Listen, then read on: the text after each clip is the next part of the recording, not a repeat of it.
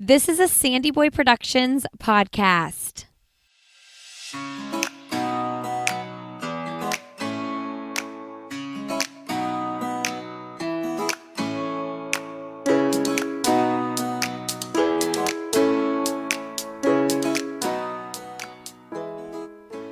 Hey everybody, welcome to Why Is Everyone Yelling with Lindsay Hine. I'm your host Lindsay, and I'm so grateful you're here today. This is a show for parents or anybody helping raise kids, and I hope you are encouraged and can take a little something with you from each episode here. Today you're listening to episode 41, and I'm talking with Staci Drovdahl. Staci is the mom of 7. That's right, 7. She has 7 children. She is on a mission to ditch the grocery store and improve the health of their family. Their family packed up, moved across the country, and built their own home. That's right, they built their own home. One of the things I love about this is they had all kinds of different projects along the way that their kids helped do. So their kids got to see their parents do this and helped along the way. I'm always really inspired by parents that have a lot of children, especially a family with 7 children. I think that's a lot different than a family with 4 children like us.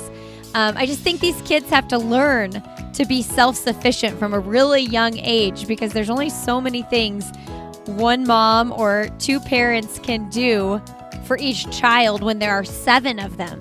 So I'm always inspired to hear how she helps her kids and how other people with several kids like that help their kids to be self-sufficient. She calls herself the Homesteading Mama, and they grow much of the food that they eat in their home.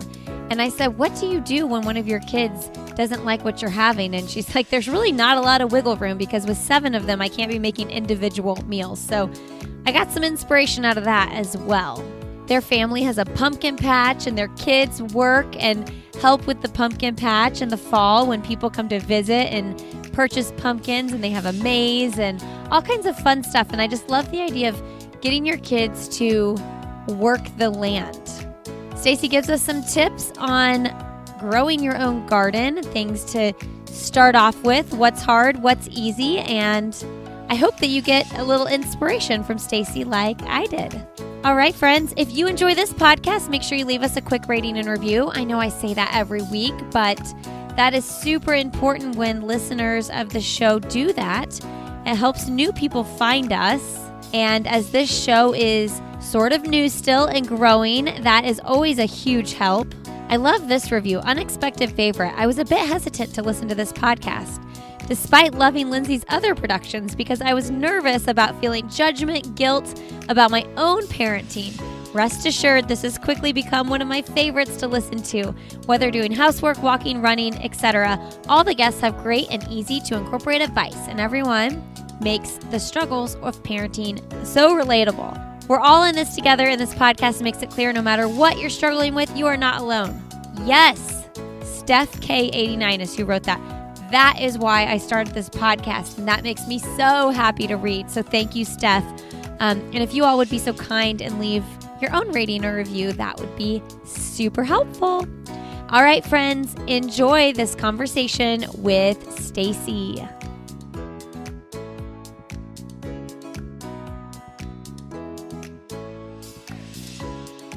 Well, today on Why Is Everyone Yelling, we have Staci Drovdahl on the podcast. Welcome to the show, Staci. Thank you so much for having me. I'm so excited to be here. Staci, we were just talking about how both of us have lost our voice, and I said mine is from just yelling at my 4 kids at home, but you actually took 20 kids to a water park yesterday. So tell me about that. So my friend and neighbor, she has 6 kids. I have 7. And so we decided to meet her sister down south. And so we drove down there and I brought an extra. Okay. So, we had our kids, met her kids. And between all of us, we had 20 kids that we went into that water park with. And it was a blast. But yeah, I'm a little scratchy voiced now. I feel like your reason for scratchy voice is like, I'm just being honest here. I think it's better than my reason. This time. Okay. I'm so curious though. You know, you have 7 kids, which is so cool. But like you also have a neighbor with 6 kids. It's such an anomaly to have so many kids. How did that work out, having a neighbor with so many kids? Well, we belong to a church where big families are common. Okay. So, yeah, so I'm fortunate enough to be in a community where there is lots of big families. I don't come from a big family, so definitely that support system is really important for me to, just learn how you manage and juggle that many kids. So we're going to talk about this because you guys built your house from scratch. But my thought is, did you intentionally find a lot and build a house next to a family you knew? I'm so fascinated by I so want to live on just like an urban commune and have like all of my closest friends right next door. Yeah, so okay, so I should backtrack, give you the backstory a little bit. We are originally from Washington State, and we belong to a church community out there. And as my passion for homesteading and like kind of living off the land a little more grew, and we got the opportunity to relocate. So I decided, or we decided that we would take this opportunity to move to rural Wisconsin and leave the busyness that was our Washington life behind. And so we did seek out a small community, small school, small everything here. And we did have a church community here. So we didn't know a single person before we moved here, but we had that church. And so that was where we had built our community. So when we bought our land, no, there was no one near us that we knew. And they just happened to find land by us after we had purchased this. So we do have that church community, which is a lot, we know a lot of bigger families around us. But yeah, I love it. I love that they move next to us. Our kids, will go through the woods and play out So in the woods great. for hours, and that's just a blast. Yeah, because so many times I'm like, the simplicity of living out in the country seems so peaceful and wonderful, but I get so anxious about like not seeing people all the time and things like that because I think I thrive on those human interactions. So like the thought of being out there and having a family close by and also the other side note to that is like people for the kids to play with, right? Because like siblings are wonderful, but it's so nice to have another family for your kids to play with. Exactly, yeah. But in smaller communities, I feel like it's almost easier to find others because everyone's kind of in that same boat looking for, other families and other kids to be with their children. So I haven't experienced feeling lonely or like I don't have enough interaction. But like I said, a lot of that comes from our church community here too. Okay, so let's talk about this like homesteading life. I am so intrigued by it and I think it sounds so cool to like grow your own food and kind of live off the labor of your labor.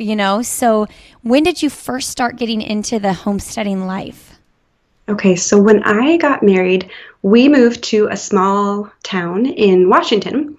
And I grew up like our idea with veggies was like canned corn or canned green beans, and the fruit in our home was like fruit cocktail, and and my mom definitely, she cooked every night, but it was, very from the box. So I wasn't super familiar with from scratch anything.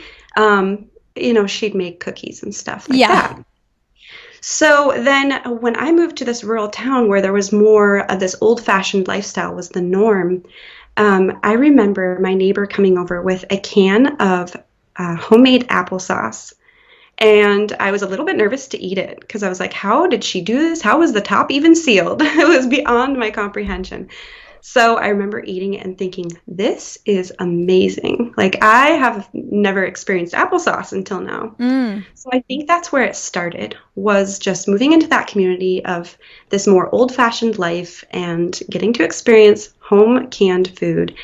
And my interest just kind of peaked at that point, and I grew my first garden. We got backyard chickens, even though we were still in town at that point. And it felt like the more I learned, the more I wanted to learn about it. And then, too, the more kids I had, the more I became interested in more like natural living and removing toxins from our home. And it just kind of snowballed from there. Yeah, and there's something you truly enjoy your food so much more when you know closely the work that's been put into it. Right. Yes. I really wanted that for my kids too. I wanted them to see that connection. I can clearly remember sitting at the dinner table and asking my mom how they got the corn kernels on the corn cob. Mm. And like I'd never seen corn growing, and I just wanted my kids to be able to have that connection. Yeah. Okay. So you mentioned the applesauce, and that was your first like peek into, oh my gosh, I've never experienced applesauce before. Tell me, Right. like, what are the other kinds of homemade items like that you're like, once you go there, you cannot go back to store bought? Oh man, everything. Everything is so different. It doesn't matter if it's homegrown chicken or home canned applesauce or peaches or everything just tastes better. It's amazing. Yeah, our neighbors had chickens for a while, and so we were the beneficiaries of some of their eggs a couple of times a month. And they're just like the yolk is just so much more, I guess, rich is the way I would describe it. And it feels so much cleaner, for lack of a better term, when we use their eggs. Right. A funny story. So we got backyard chickens, and so we were having our home produced eggs. And I then went to the store. We had run out, and so I went to the store and got a dozen eggs from the store. Went home and went to cook with them, and I was cracking them into a bowl. And I remember thinking, did I grab a bad one? Like it just kind of flopped open, like the Uh-huh. yolk was. It just looked like a bad egg. So I cracked another one. And actually, I think I'd gotten 2 dozen because then I went and got that carton out and started cracking those open. And I was like, oh my word, it's just store-bought eggs. It's just so different. Oh yeah, because the yolk, now that you're mentioning that, it kind of like flops. Like it doesn't like the yolk doesn't stay like bit like it just doesn't stay together. I see what you're saying. Yep, exactly. Wow. Okay, let's go there then. Let's talk about raising chickens. I don't know if any listeners here are into raising chickens or are thinking about raising chickens, but what do we need to know about raising chickens? Oh, chickens are probably the best place to start. They're kind of like your gateway drug to homesteading. I've met too many people who are like, "Oh, I'd love to get chickens," and but they never will because they're a little bit nervous about where to start. Uh-huh.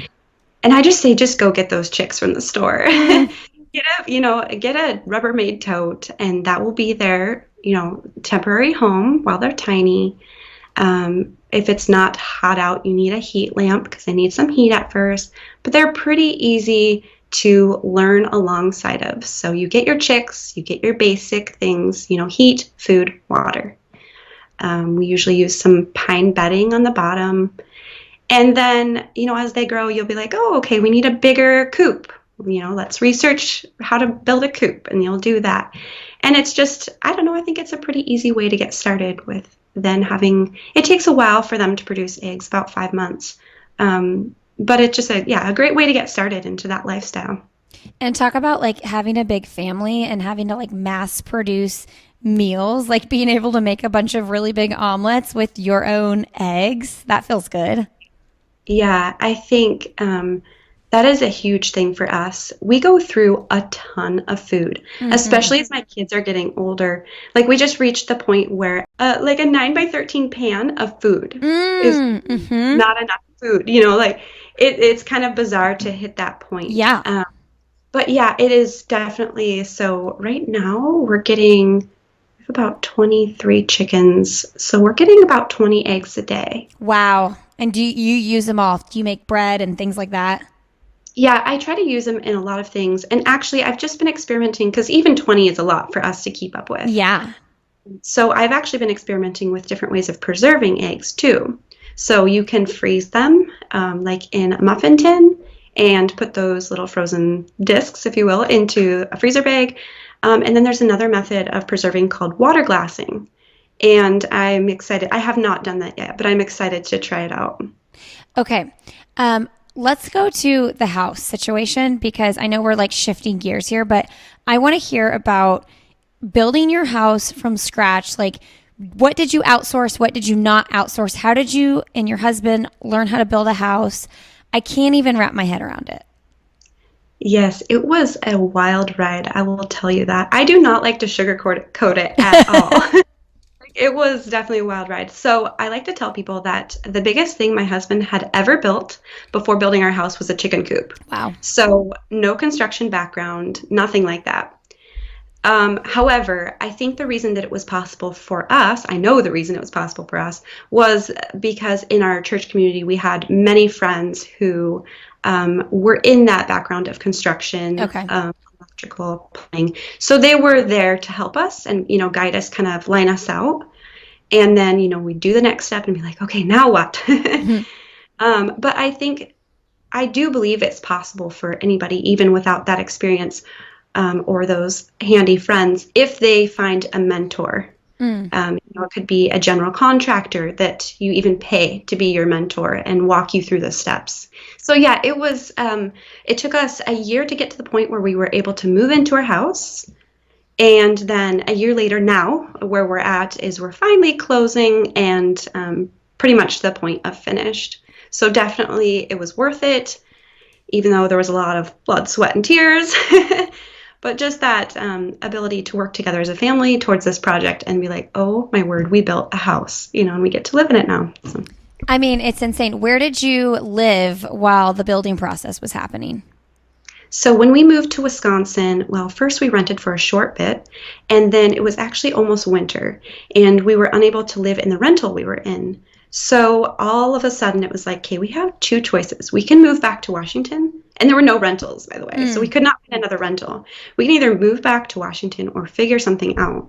So we ended up buying a piece of property that we had our eye on, but pretty much everyone told us there is no way you're going to get moved onto that property before winter, because winters here are extremely harsh. Yeah. Like -20, is not uncommon. So anyway, long story short, we ended up buying a trailer off a foreclosed trailer park. We got septic, plumbing. We ended up getting a short bit of warm weather. So we got all of the, electrical and all that stuff in. Anyway, we lived in that trailer for, I believe, 2.5 years. Wow. To build. And it was a small, it was 3-bedroom, 2-bath, but it was a tiny little trailer for, all 9 of us. Mm-hmm. And it made us appreciate our home that much better. So have you sold the trailer? Yes, we did sell the trailer to another family doing the same thing. Oh, cool.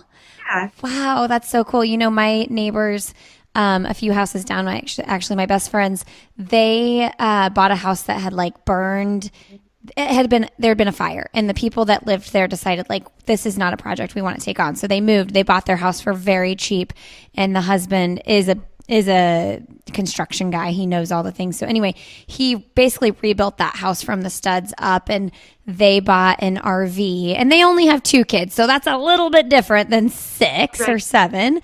And they lived in their RV for over a year in the backyard of that house while he, built it from the studs up. And I'm like, man, that even though that was really hard for a lot of different reasons, especially in the winter time when you're not outside as much. We're in Indiana, so not quite as harsh as Wisconsin, but still not nice winters. What a cool experience to look back on. And like you said, how much more you appreciate your house now. Oh, for sure. Yeah, you definitely look at everything differently. And two, just being able to design my own house. I made up the floor plan. And as we were building, I could be like, oh, let's move this wall a little bit this way or change things around. So that was a really neat experience too. Okay, talk to us about your kids being a part of the building process. How cool that they had the opportunity to take part in building their house. Yeah, I know. I love to look back on the pictures too, because while we were going through it, it was hard to really appreciate things as much. But just looking back at pictures of them, I have a picture of my son helping put the siding up, and he's up on a lift, and they're doing that. And I have pictures of my little ones, using their pretend tools alongside dad as he's working out in the house. And they all got to, paint their rooms and help with different things throughout the process. And sometimes they weren't always happy about it. We had to do some cleanup or, different things that were a little bit of a struggle to get them to participate, but how, good for them to be able to take part in that and have that learn that work ethic too. Yeah, that's one of my biggest things as a parent I struggle with. And this sounds so I don't know if the word is like American or privileged or what, but like I just feel like sometimes my kids' life it's just way too easy for them. Like everything's easy, like there's not a struggle in the world for them. And I'm like, it's like sometimes I want to bring on voluntary hardships just to bring on voluntary hardships because things are so easy. And I know like long term in life, like they need hardship. Right. What a privileged life we have. Yeah, I think that's what farming is. Yeah. Is taking those voluntary hardships. No, just this simple life. So we have a pumpkin patch and corn maze too. I'm not sure if you knew that, but No, how so we have fun. this family farm, and that provides a lot of work for them too. I mean, we just got done planting like 3,000 pumpkins, and my kids were out there doing the hard work. And I do think that that is a big reason for choosing this lifestyle too, is that they have it's not just me making up chores for them to learn. It's like, no, we need you. Like those pumpkins get planted by themselves. I need your help. So, and two, having a big family provides that as well, because I can't do it all myself. And I really depend on the other kids to help me, get everything done and make it possible. Yeah. And the big kids have to help with the little kids sometimes. It is what it is. Starting at a very young age. Yeah, I have my older kids. And by older, I mean, like at the age of 4, they can help a 1-year-old, So, yeah, they do have to kind of buddy up and help one another because I can't be, in all the places at once. Yeah, I mean, that is one of the things about having so many kids is like they really have to learn to be self-sufficient because you just can't, you're one person, 2 people if, with 2 parents, but like you just can't be there for everyone. I oftentimes say, we have 4 kids and I oftentimes say I aged especially, I feel like my number 2, I feel like he aged up real quick because he was 3.5 when I had my 4th. And then there was the almost 2-year-old in between. So it was just like at 3.5, I feel like looking back, I was treating him like he was 6. He's fine though, Right. Yeah, I think we tend to do that. Each time there's a new baby too, it's like they seem so much older. But yeah, I kind of, I had the same experience with my oldest because when we were building the house, a lot of the time I had to be out at the house, but there were still babies to be taken care of. So my oldest really had to become mom number 2 for a while. And yeah, she had to take on a lot of responsibility helping care for all those kids. How old is your oldest? My oldest just turned 13. Okay, so at that point, she was 11? Yeah, so between 11 and 12 going into the house. So. And is your number 2 a boy or a girl? Boy. So what's amazing is we have had girl, boy, girl all the way down. Really? All 7. Yep. Wow. So girl, boy, girl, boy, girl, boy, girl. Yes. Oh, wow.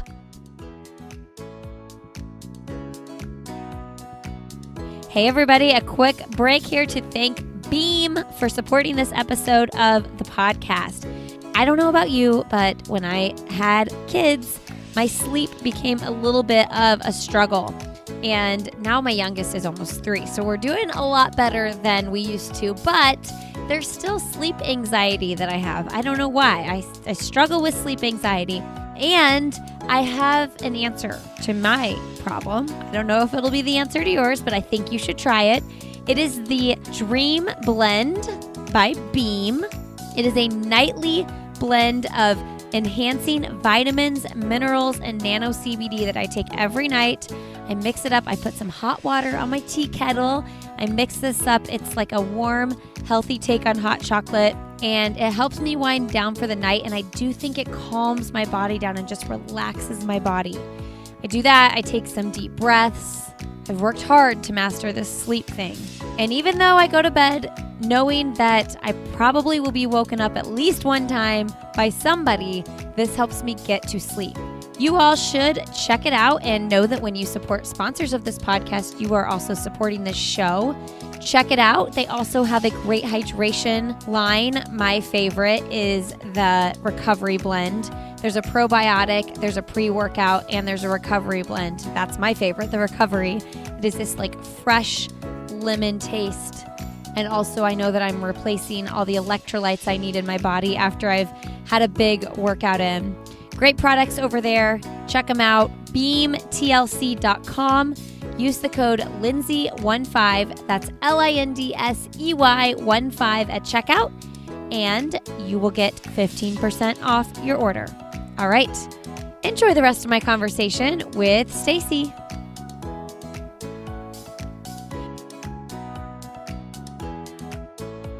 Okay, first of all, I wanted to ask with the pumpkin patch. So when the pumpkins come up, or however that works, I sound so silly. Do you guys have like a pumpkin farm? Like, do people come buy pumpkins from you? Yep. So we've done this for a few years now. And just since we've moved here to Wisconsin, before that, I had never successfully grown a pumpkin, I'll have you know. So this proves, like, if you want to try something out, if you want to start a farm, but you've never been a farmer, just dive in. That's my mentality. But so we open up in the fall. So we have schools that come here for field trips, and then we open to the public as well. And then we do like a hayride out to the pumpkin patch, and we have a corn maze with like a game built into the corn maze, and we have activities and whatnot. So yeah, it's just kind of like a fall festival or something like that. Okay. So obviously this is like part of your job then. This is like an income source for you. Right. Yeah. And I won't say that it's a big money maker. I think the biggest reason that we do it is, for our kids, and just having, something to give them to do, like I said, work in the fields and that experience. And to customer service, they get to take money and, all those different things. So I think that's our biggest reason for doing it. How cool. That is so, so cool. Okay. Tell us, like, if you want to start a garden, what is like a good, simple, like, I'm going to grow 4 vegetables this year, whatever. Like, what is a good starting place for beginners? I would highly recommend, if someone is completely new to gardening, to start with some pots on your back deck. Okay. And it takes the stress of like tilling up a plot or even building a raised bed, and lets you kind of experiment without, and there's not much weeding or anything like that in the pot system. And so you can do cherry tomatoes. You can do a ton of things just in those pots on your back deck. So I think that's a great place to start and kind of experiment with. From there you can, till up a small plot. I know that raised beds are a big thing right now, and I do have a few myself, and I think they're great for some things. But I will say, I don't think it's a great place to start, just because there's a lot more that goes into it. There's a lot of things people don't think about when they create a raised bed system. So I really think that the next step after you've experimented in the pots is just tilling up a small square in your backyard or wherever you have, and doing some rows of things that your family eats. So, I can't recommend anything in particular, because I think it really depends what your goal is with gardening and what your family enjoys eating. So if you're just trying to teach your kids how things grow, and you want to see that, experience that from seed to food process, then radishes are a great start, because they only take, I think it's like 21, 28 days between there. So it's a quick crop. You plant the seed and they quickly can pull it up and get that experience. But then if you're getting more to like where we're at, where we're trying to actually become more self-sufficient and raise crops to the point where we don't have to buy them from the store. And that's a whole nother experience where I'm more focusing on things that our family eats a lot of, like tomatoes. Mm-hmm. Do you, I'm assuming you do this, like once your vegetables come up and stuff, do you save your own seeds and then use your seeds? I actually don't. Okay. For the most part. I've experimented a little bit with it, but that can, depending on the crop, that can be more difficult than it sounds, just because of cross-pollination. So okay. A lot of things, when they're planted next to each other, you can't just take the seed from that plant and then replant it next year and get the same thing. Okay. So it's something I'd like to learn more about and experiment with, but I haven't done much of. I usually buy my seeds. Okay. I've remember in the past when I've tried to do a garden, it's funny, the first year I ever did a small garden, for some reason, I did a really good job. And I think it also might have just been, we had really great weather for it. But I had like all kinds of zucchini and greens and tomatoes and peppers and jalapenos. Like, I did a lot of basic stuff, but like I couldn't believe the fruits of my labor. Like I couldn't believe how much came up and it kept growing. And then I've never been able to recreate what I did that first year. So then a couple of years ago, I just gave up. But I remember when I did that one garden, reading up on like plant this next to this and to like grow better. So what are things that you plant next to each other to help growth? I am not super good. So I have the book Carrots Love Tomatoes, right? Okay. I know about companion planting, and there's probably some things I do just from experience now that I don't even really think about much. But I think that it can become overcomplicated. And I think that that's where a lot of people actually get hung up, including myself. Like I'm a type A perfectionist, and if I got too into companion planting or trying to figure out exactly what should go where, I would probably not garden. So I do think that there's some things that like smaller crops and quick crops like radishes can be put, under the leaves of something that's going to grow bigger. And there's things like that I do, but not so much like I plant, this plant next to this plant to get rid of this pest or whatever. I'm not super good at that, I have to say. So one thing I have learned to incorporate into my garden is a lot of marigolds because they do help deter different pests. But yeah, other than that, I do draw it out the year before. I don't always stick to my drawing. But it gives me something during the winter to do and plan ahead for. And then I more focus on the use of the space and also like how big the crop is going to get and allowing myself room and airflow. But other than that, yeah. Okay, yeah, that's interesting too because you live in Wisconsin. So, and I know you're working towards like self-sufficiency as far as like not having to really even go to the store much. So, what does winter look like? Oh, our first winter here, I was like, okay, I'm ready for it. And I don't prepared myself for it. I love winter, which is, one of the reasons why we love it here. People who do not like snow and ice would not enjoy living here. Uh-huh. But yeah, we pretty much have snow on the ground from late October through, depending on the year, definitely March, sometimes April. Wow. So it's definitely a long, cold winter. There's usually a stretch that's, in the -20, -10 range. But for the most part, I'd say our averages are the teens throughout the winter. And depending on the year, even since we've been here, it's been different every year. But, we can get several feet of snow here. So there's a lot of winter sports, a lot of outdoor ice skating, and yeah, it's just a blast for kids. In Washington, I struggle to get my kids outside in the winter because there's a lot of rain and it's just kind of damp cold. Where here we have a dry cold, which is very hard to describe, but maybe you're more familiar with it where you live. Mm-hmm. But it's easier for kids to be outside enjoying the winter weather, actually. Yeah, like snow on the ground in colder weather is way better than rain and it being like 40.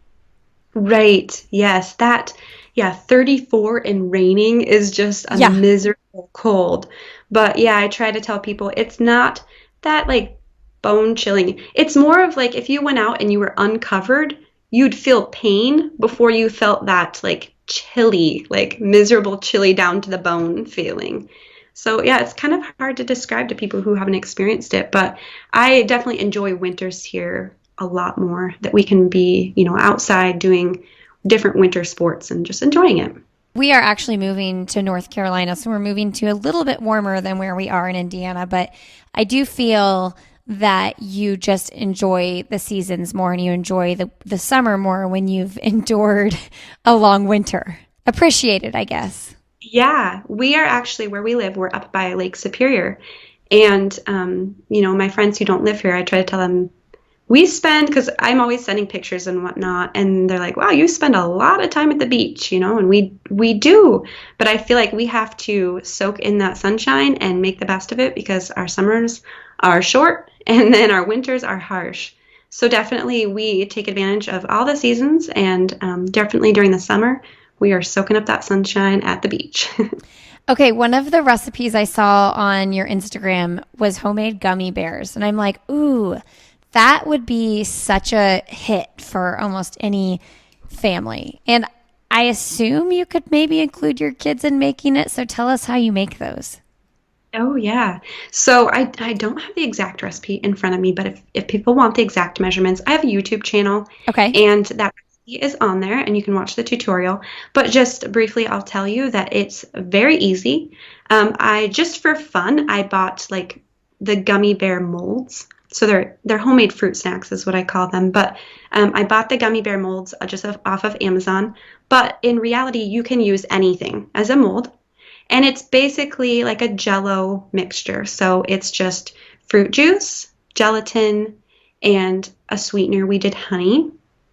And then you just bring it to the point. It's kind of like making Jell-O, but with a little bit more gelatin, so it hardens up a bit more.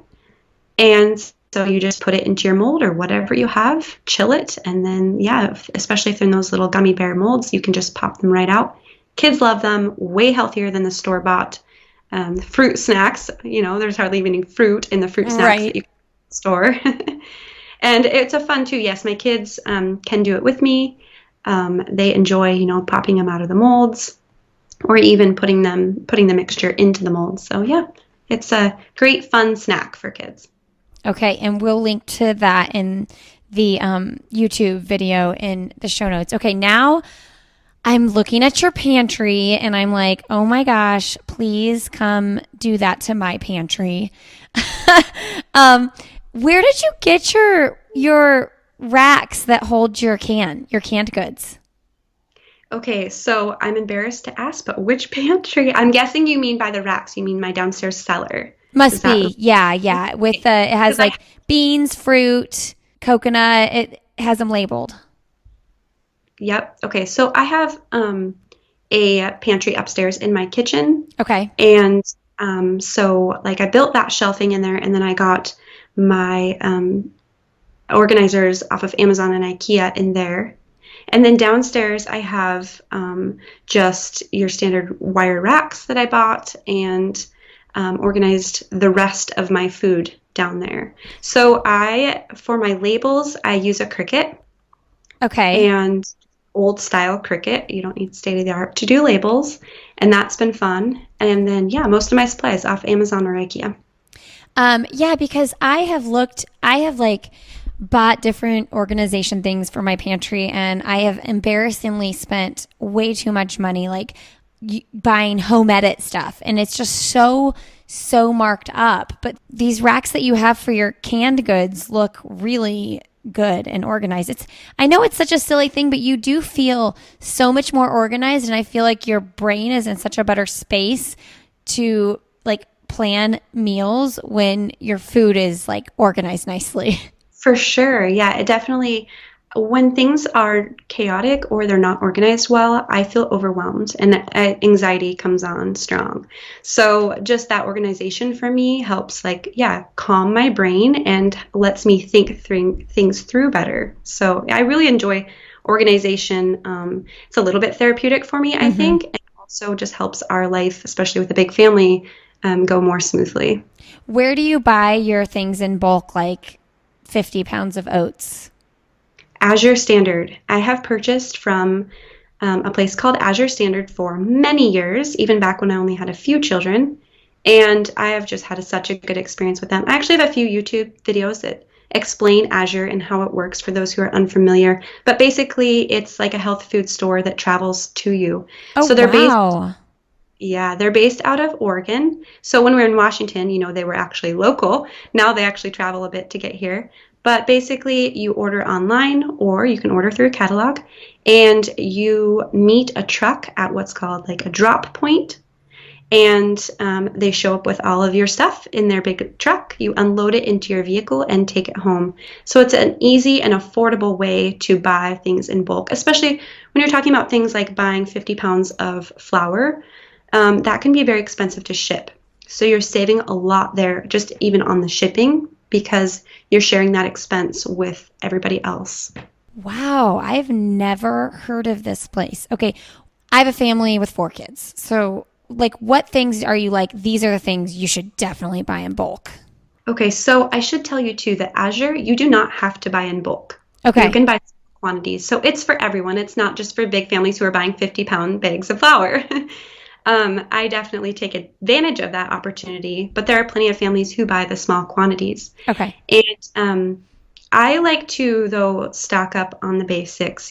For me, having that 50-pound bag of flour, 50 pounds of sugar, and the basics just feels good to have in my home and know that I have that, no matter what happens, or even if it's just a life, something comes up in life where we have, less money or availability to get to the store, what have you.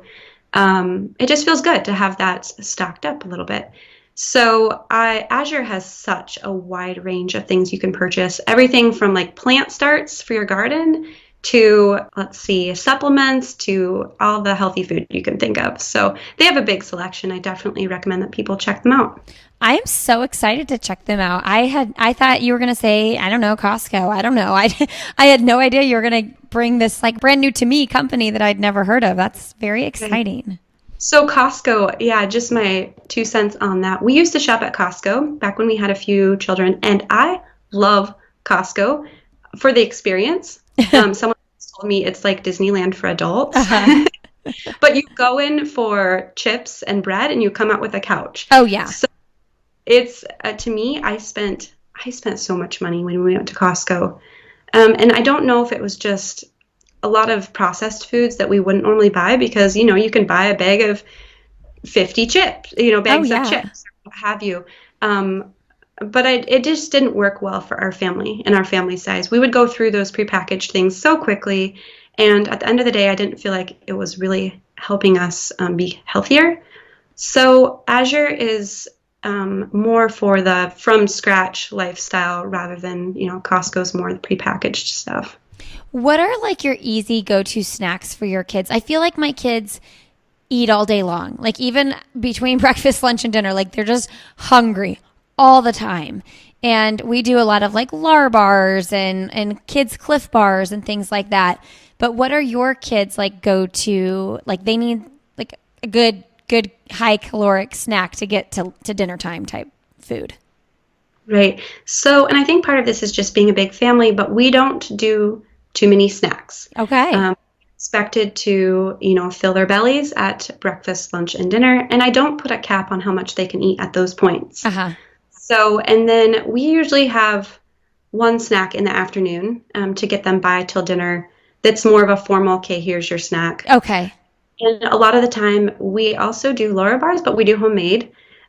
So I just have a quick and easy recipe. Actually, I can tell you it's just a cup of dates, Okay. pitted dates, and 2 cups of, I have to remember, 2 cups of nuts. I just do it. And then some chocolate chips that we put in there and a little vanilla, and we just put it in a food processor. And so that's our homemade Laura bars. That's like literally the only ingredients in Lara bars, so that makes sense. Do you think it is cheaper to make them that way? Oh, yeah, I do, because I buy the ingredients in bulk. Okay. And we can make quite a few with that batch. So, yeah, I definitely think it's cheaper than, paying for each individual wrapped bar for each of these kids. But also, snack wise, we always have apples and oranges Mm-hmm. in our fridge. And so they kind of they know that they can always go get an apple or an orange if they're hungry. Yeah. And that's kind of like our free snack is those Mm-hmm. fruits. And other than that, and sometimes I give free choice on the cheese sticks. So that's another thing that we do buy and have available for them. And I do buy them now, but that is actually something I'm planning to start making. Because Nice. mozzarella is actually pretty easy to make.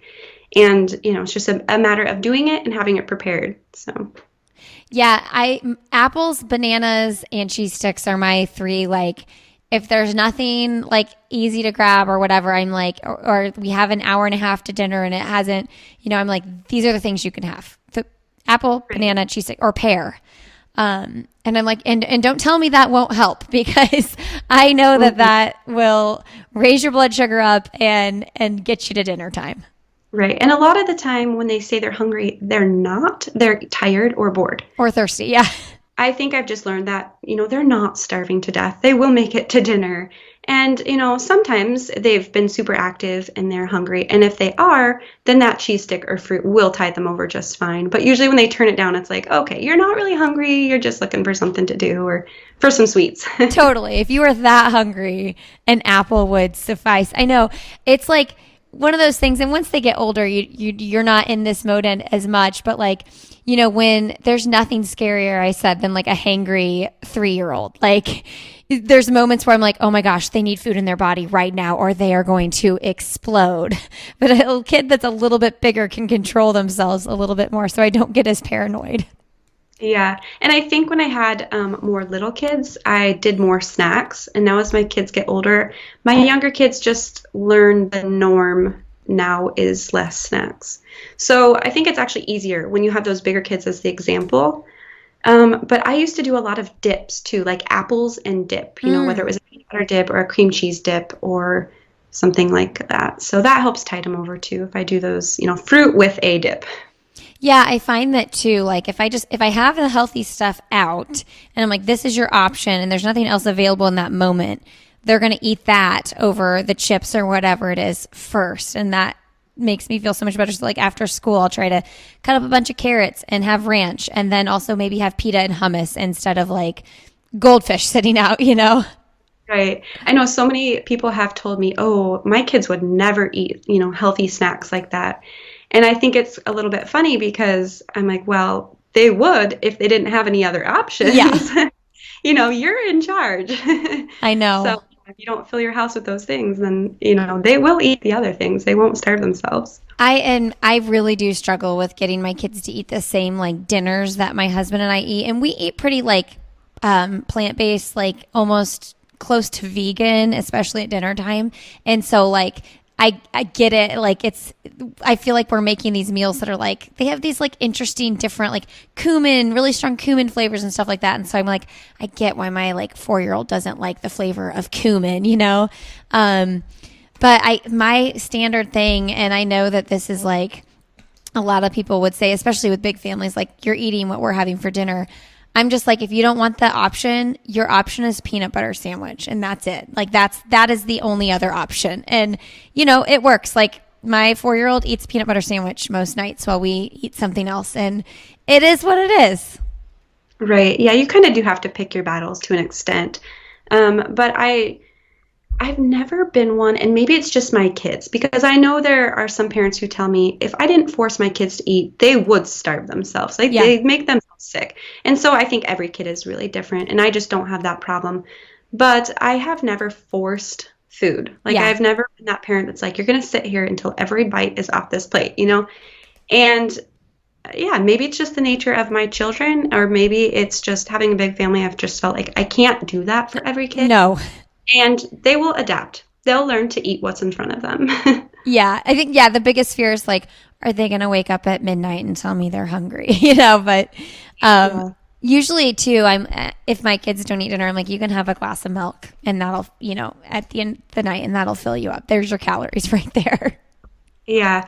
Yeah, I just don't have picky kids, and I think maybe that I just a little bit got lucky.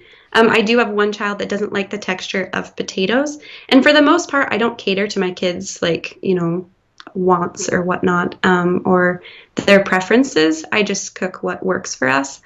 But in that circumstance, like I know he's always been funny about potatoes. He doesn't like the texture, and so I will usually offer him, a different food or a different option. Because I can understand that. Like that, we all have something that we just, doesn't sit right with us. Yeah, and it's like clearly a sensory thing. He doesn't like. It's like that's how I feel about coconut. I'm like, I can't do coconut shreds, or it just like, I don't know, something about it makes me like, gives me the shivers.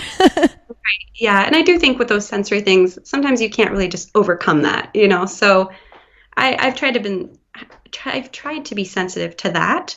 But as far as like just I'm not going to eat the broccoli. Well, that's what's for dinner. So Yeah, you can yeah. either eat it or not, but you're going to be hungry if you don't. So.